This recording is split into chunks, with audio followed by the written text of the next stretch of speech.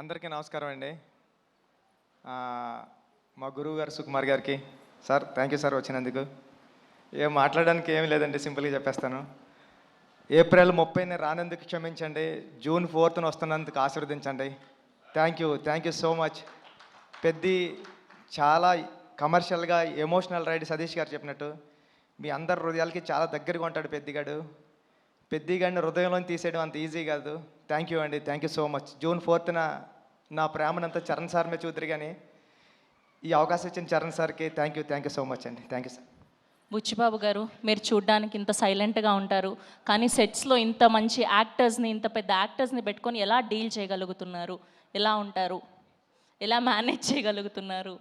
ఈ టెన్షన్ అండి, అంతే, ఇంకేముంటుంది, మామూలు చేసుకుంటాం. బేసిక్గా ఆన్ సెట్స్లో కూడా వర్క్ చేసేటప్పుడు ఇలానే ఉంటారా మీరు? ఇక్కడ అంతేండి, అక్కడ అంతేండి. సుకుమార్ గారిని అడగాలి సార్, ఇలానే ఉంటారా ఆయన సెట్స్లో కూడా, వర్క్ చేసేటప్పుడు కూడా ఇంతే వినయంగా? మైక్ మైక్ సార్ అలాగే చెప్పండి, ఇలాగ ఉంటానండి. సెట్స్లో ఇంకా వినయంగా ఉంటాడు, కానీ విశ్వరూపం కూడా ఉంటుంది. బికాజ్ ఒక డైరెక్టర్కి అంత కమాండ్ ఉంటే కానీ చేయలేరు కదా. So there are two sides. So డైరెక్టర్గా ఉన్నప్పుడు విశ్వరూపం ఉంటుంది, మళ్ళీ షార్ట్ అయిపోతే ఇలాగే ఉంటాడు.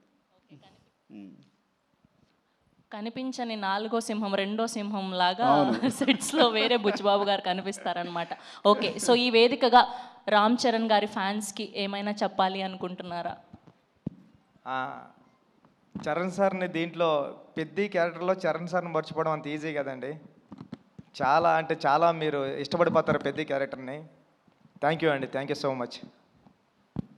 ఓకే, మాటలంటే మాట్లాడలేరు, కానీ ఒక 2 స్టెప్పులు అయితే వేయచ్చు కదా. అది ఈ జన్మలో కదండి, వచ్చే జన్మలో కూడా కుదరదు. కాదండి, ఈ మధ్య డైరెక్టర్లు భారీగా స్టెప్పులు వేసేసి సినిమాని ప్రమోట్ చేస్తున్నారు, మనం కూడా ఎందుకు ట్రై చేయకూడదు చెప్పండి. ఈ స్టెప్పులు వేస్తానండి. Thank you.